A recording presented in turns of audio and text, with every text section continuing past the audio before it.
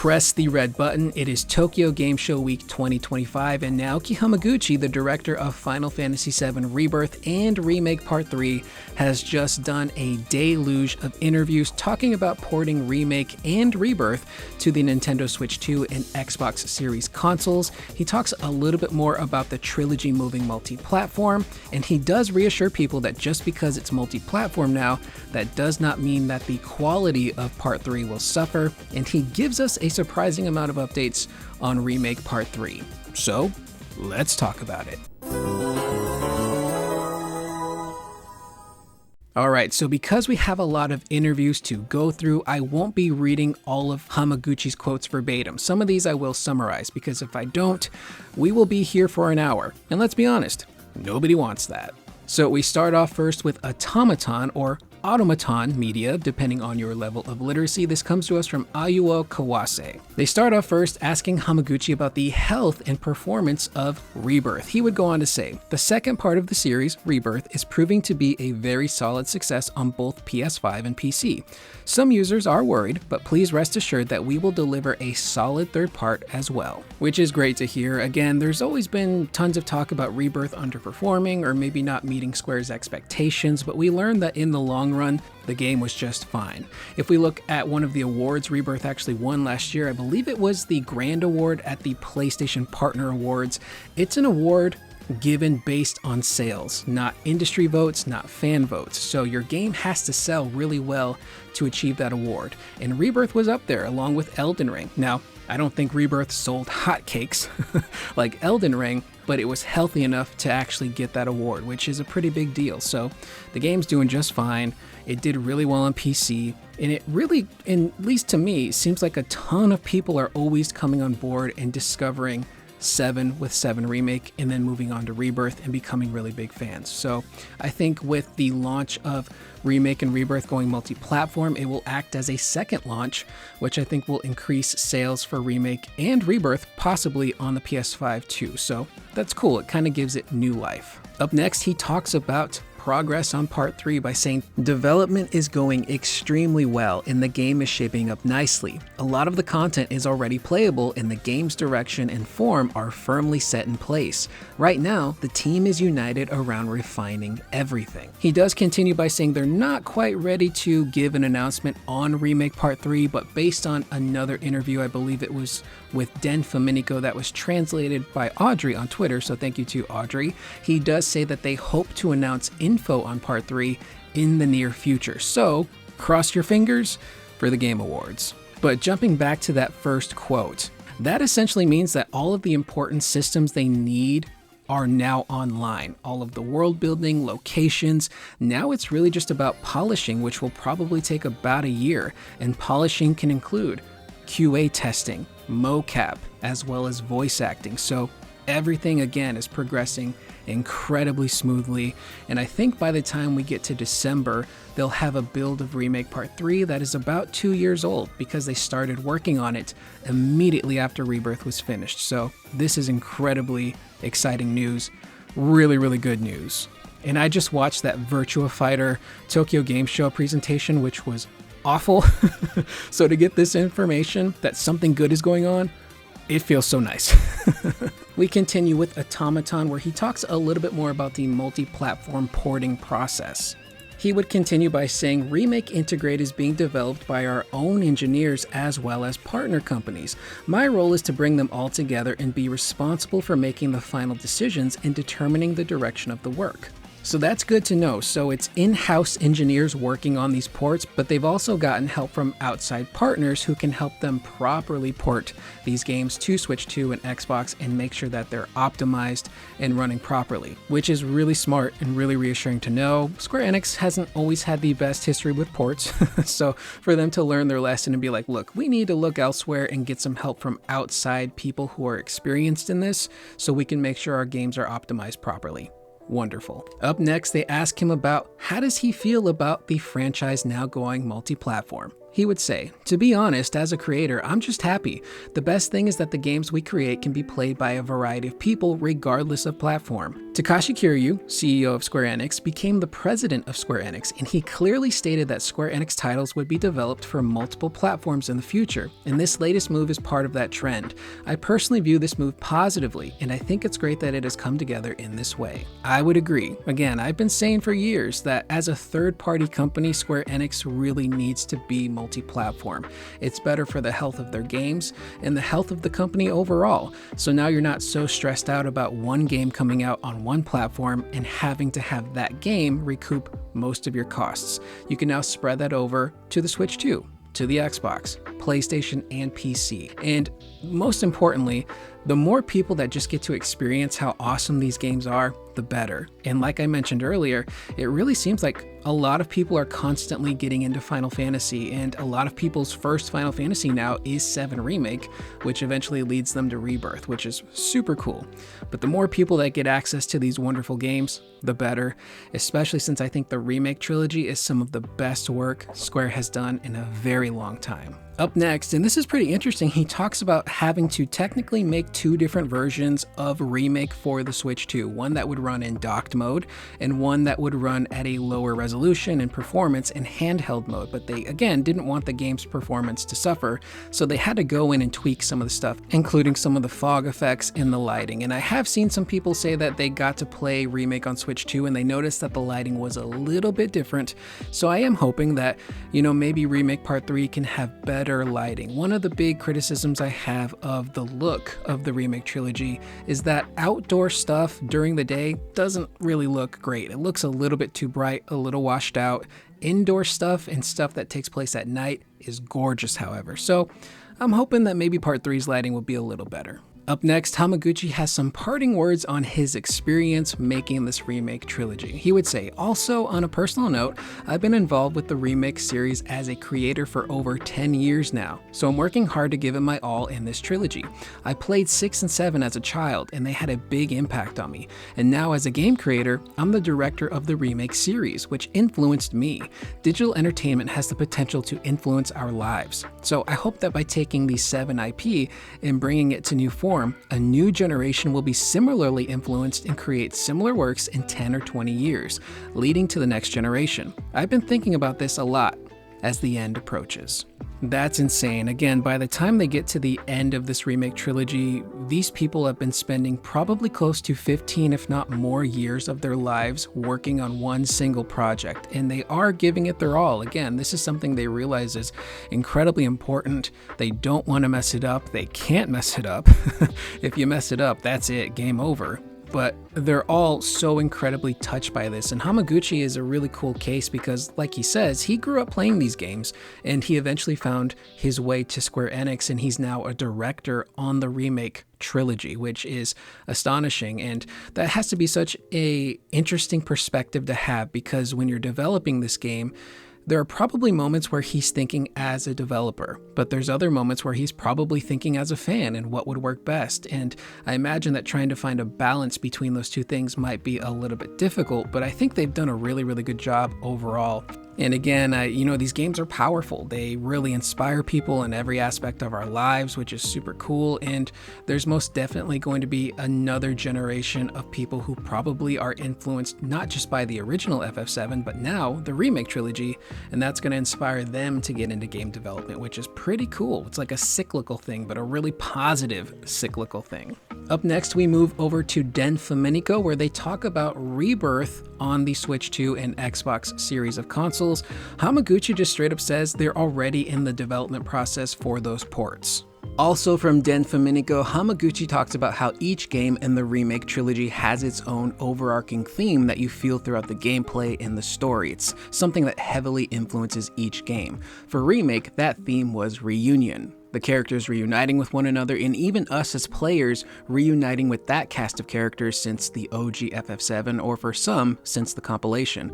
For Rebirth, that theme was bonds, friendship. We felt that throughout the entirety of that game. From side quests where we learned more about the characters and we saw them grow together and get closer, all the way to all of the cool synergy skills and abilities that we could do through combat. And for Remake Part 3, they already know what that themes game is going to be. However, Hamaguchi can't reveal what it is, but he does tease a little bit by saying, And in the same vein, we have got a new keyword for the third game in the series. Can't tell you what it is yet. It's very much there though, and influencing and informing how the gameplay and the game experience is shaped, in exactly the same way as the first two games were by their keyword. In terms of development, we're working on that right now. We've got builds running where you can actually experience what that theme is through the gameplay. And we know where we're going with it. It's looking like it's going in the right direction, and we'll keep working on it and make it even better. So hopefully in the near future, we'll be able to reveal some of that. And yeah, this is going to be the climax, the finale of the series, and we're going to make it a suitable finale, a really great send-off for the game. It will be something ideally we hope will please fans,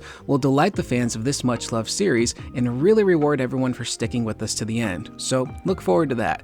More information in the not-too-distant future. It's all in safe hands. And thank you to the Shinra Archaeology Department on Twitter for providing that specific translation and screenshot. I'll leave a link in the description in case you guys would like to follow them. They do some really great work, pulling from the Ultimanias, tons of obscure new and older interviews. It's really great. Now, I've been trying to rack my brain around what the theme of Part 3 could be. One of the first things that came to mind was discovery and acceptance, which kind of fits aspects of the game and the story and the characters, but doesn't really fit gameplay to a T. Although something like discovery could, but we'll jump a little bit more into that later. But with acceptance, all of the characters pretty much accept who they become. They become their true selves. Cloud puts himself together, becomes the real version of himself. Everyone has a character growth and journey. But then I got to the word freedom, which I think does fit the story. It fits the characters, and it fits gameplay. Perhaps this is a world where the characters truly do find freedom and can break free of some sort of predetermined destiny, which has been kind of wishy-washy throughout the games of like, well, are we really going to defy fate, or are we just going to repeat the same thing? So maybe they actually do find a way to defy that fate. Not everything changes, unfortunately, like Aerith and Zack unfortunately probably still stay dead, but they're able to rid Sephiroth and Jenova from the planet for good. Freedom also fits exploration. Again, we know that the devs want the player to have way more player freedom when it comes to exploring the world in Part 3, so we probably won't have a map that has everything marked by Chadley. It'll be up to us to roam around, discover locations, and fill out that map ourselves. So there could be hidden dungeons, hidden boss fights, different spots for materia and weapons. But it's a journey that's all our own, and we get to kind of decide how we do it. It also fits the Highwind. We're going to have this really big, massive airship that is going to allow us to go anywhere we want, whenever we want, how we want. So that is the wide open airspace right there. That is freedom in the form of an airship. But it also fits combat. And again, back in that Anime News Network article, the devs talked about player freedom not just in the sense of exploration, but also in terms of combat. So I think that since this is the finale of the trilogy, Teruki Endo is going to want to go ham on the gameplay and really bust it open for the player and allow us the freedom to do some really cool, crazy stuff in combat. Tri-techs, new limit breaks, perhaps team synergy limit breaks. And each game has been a progression. He talked about the narrowness of Remake and really expanding things in Rebirth, and I think Part 3 is just going to be a freedom floodgate of so many cool combat possibilities that we can do, maybe to the point where the game's been out for a year and people are just then discovering new cool things that they can do with these characters. So I think freedom could potentially fit the theme of the third game, but I'm very curious to hear what you guys think the theme of Part 3 could potentially be. So make sure to let me know in the comments down below what you think Part 3's theme is going to be and how it could affect story, characters, and the gameplay. The next interview, which is coming to us from Inverse, written by Hayes Madsen. And as always, the links to all of these articles will be in the description down below in case you guys want to read them for yourself, because there are some things I do omit. The first thing they ask Hamaguchi is how confident is he that Rebirth can run on the Switch 2? Hamaguchi says, our experience working on 7 Remake for Switch 2 gave us a very solid foundation of knowledge for the development team. Talking more specifically in terms of character expression, this really hinges on the lighting. So we focused on this and made sure the lighting was as close as possible and aligning with the PS5's lighting. And then on things like post effects, fog, and the calculations we had more aligned to the specific console. In that way, we had optimized the game for the specific hardware.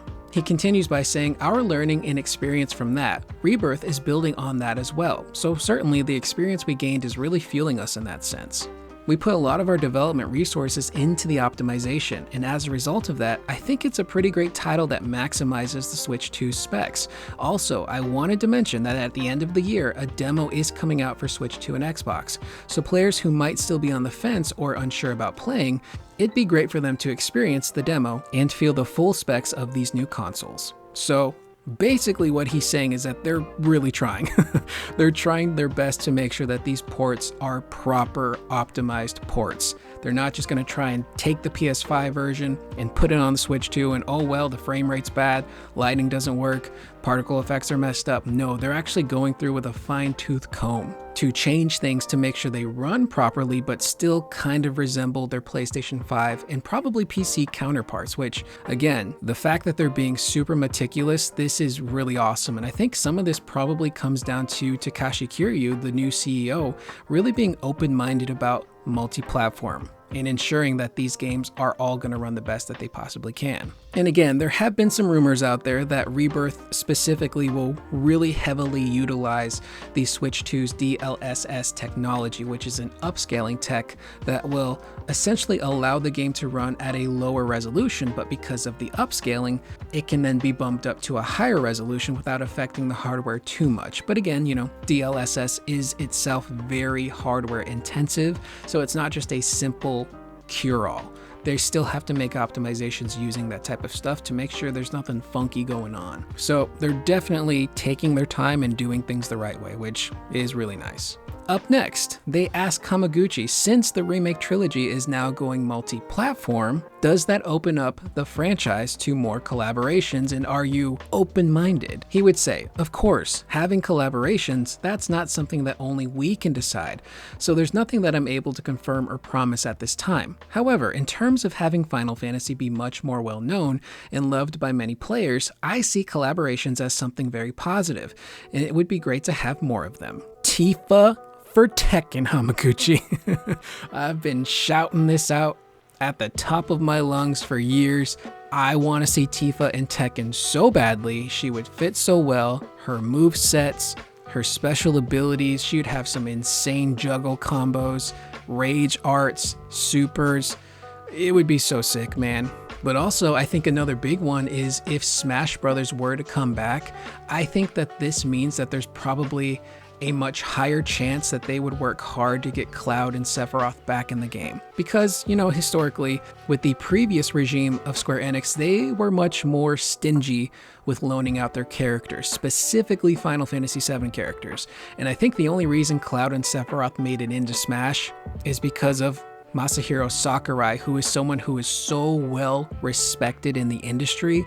People know that if you lend him your character, he and his team are gonna do the best they possibly can to respect the character and integrate them into whatever game it is properly. Square Enix's previous regime was also, you know, they charged a pretty penny for, you know, including these characters. So I think that's another reason why you didn't see Cloud and Sephiroth and Tifa in a lot of other games, is because it was just a little too pricey. But with the new regime, I think they're much more open-minded, not just with multi-platform, but with working with other companies. I think another collaboration that could be super cool and would really benefit the game is Fortnite. I myself don't play Futnut.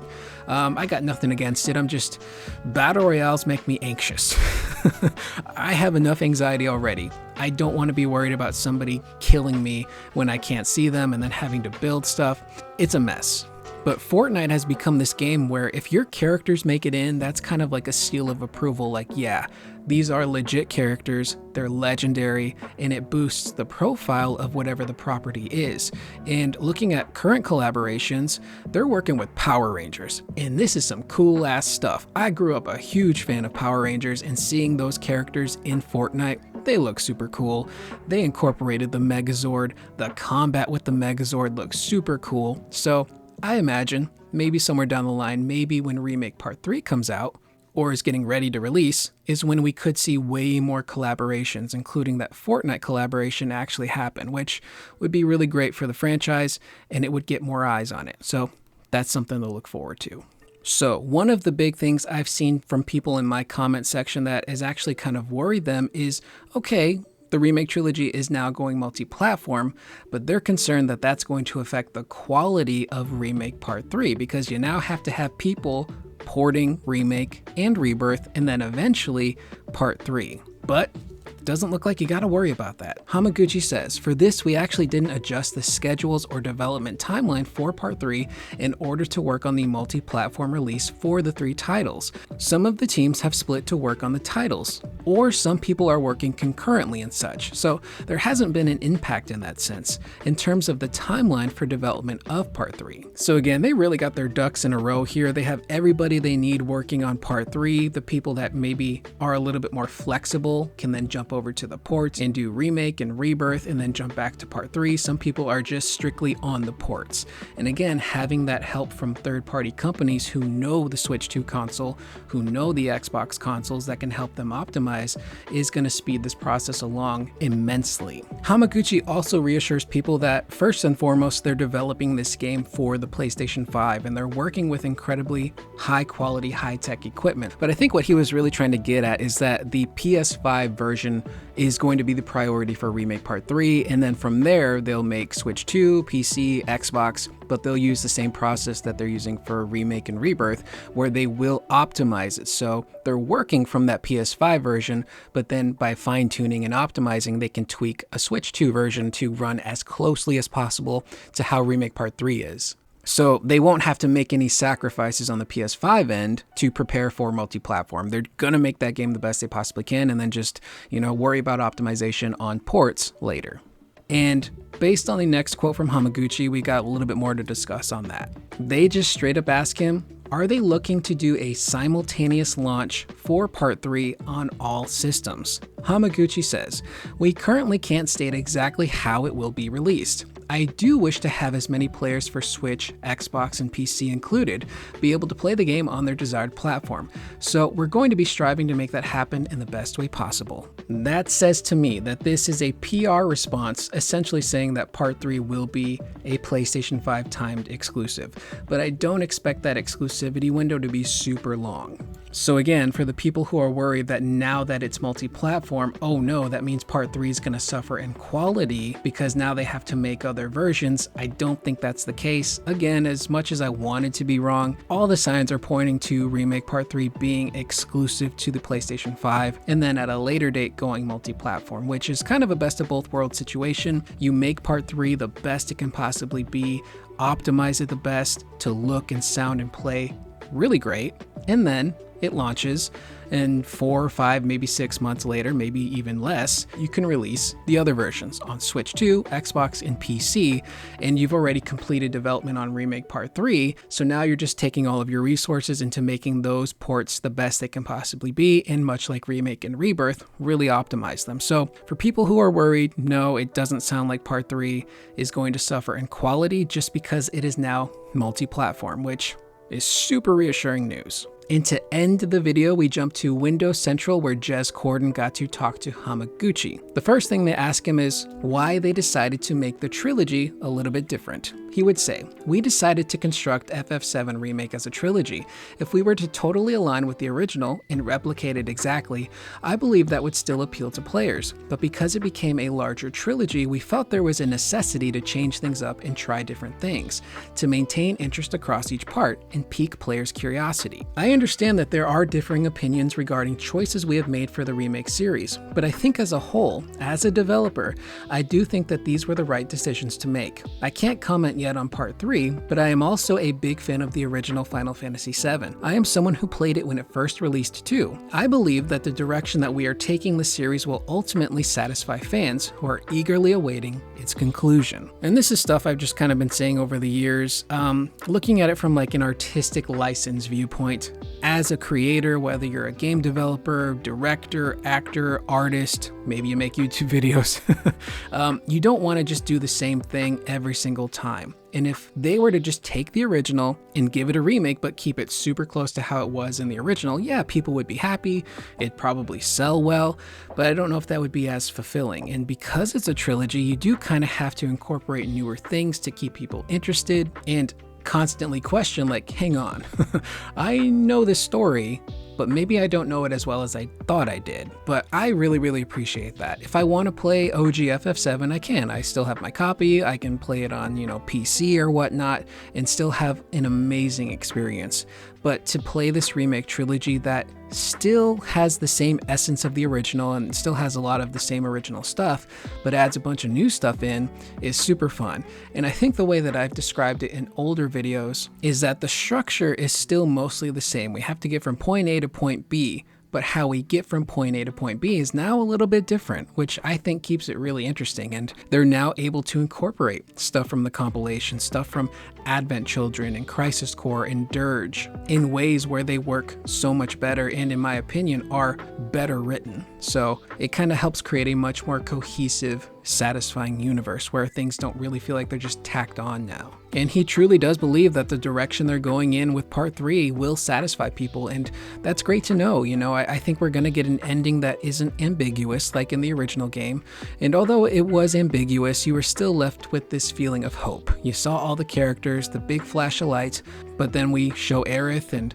she's in the live stream and we hear that ding, ding, ding, and then it ends. But for some reason, things are going to be all right until we get to Advent Children and it turns out that people are sick and Sephiroth's trying to come back. But then, things do end really well. But I think their whole goal here is to ensure that this trilogy has an ending that is satisfying, that isn't ambiguous. And they've already said in the past that they want it to be more moving. So I think it will be a bittersweet ending, but I don't think it's going to be an ending that leaves me feeling incredibly depressed and not interested in the game anymore and feels unsatisfying. So I have full faith that they know what they're doing. I loved Remake. I loved Rebirth. I'm pretty sure I'll love part 3. And our final question that we will end the video on, they ask Hamaguchi, what's next for him? He would say, if I had all the time and money in the world, Final Fantasy VI is my favorite mainline title. That would be very cool to take on as a remake. That being said, I've put my heart and soul into the 7 remake series for over a decade now. Working on something completely new would be quite fun as well. So there's been previous interviews where Hamaguchi was like, look, if Katase came up to me and said, we're doing another remake on the scale of 7, he would flat out just say no.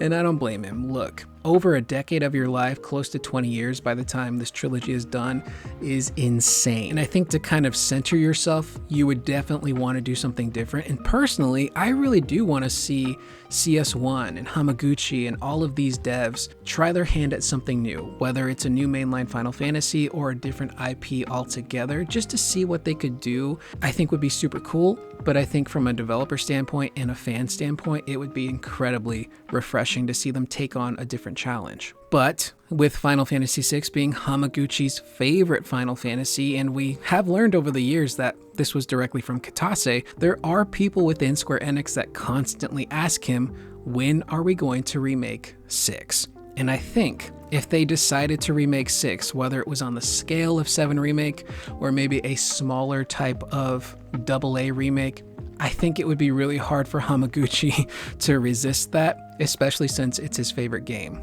And what's even crazier is that 7's not even his favorite Final Fantasy, but you look at all of the love and care that he and the dev team have put into it.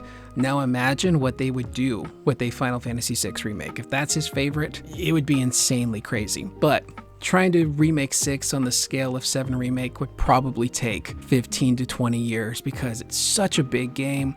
The cast is bigger. There's so much more you'd have to do. It would just be a really massive undertaking. So no one knows what they'll do next, but I'm pretty excited.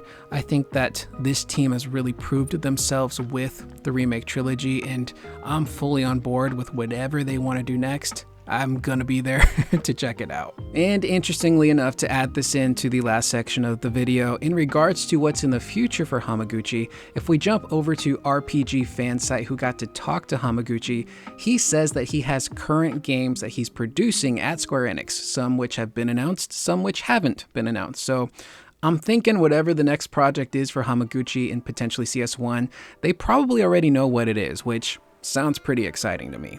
Also, he likes his coffee black. He's not really big into sweet things. So when he came to North America, obviously a lot of things here are filled with sugar. The PR team recommended he try boba, but because boba is so sweet, he's like, nah, I'll just take my black coffee. So I like when we get little tidbits of info like that are, you know, more personality and food related and not just game related. So, you know, it just makes it a little easier to, you know, relate to these people. And I'm just always truly tickled by that stuff. So with that being said, those are all of the interviews. That's all of the information. Super cool deluge of info from Hamaguchi during Tokyo Game Show week. I was not expecting this. I'm starting to lose my voice if you guys can hear it. So I'll try to get this video out as soon as possible. Again, all of the links to all of these interviews will be in the description down below, so you guys can read the full interviews for yourself. I am Curious Corduroy. That is the video. Let me know in the comments down below what you guys thought about what we covered today. Were you somebody who was worried about the quality of Part 3 suffering because it's going multi-platform? And are you now reassured by Hamaguchi's words? I will see you guys in the next video. Please remember to always be excellent to one another.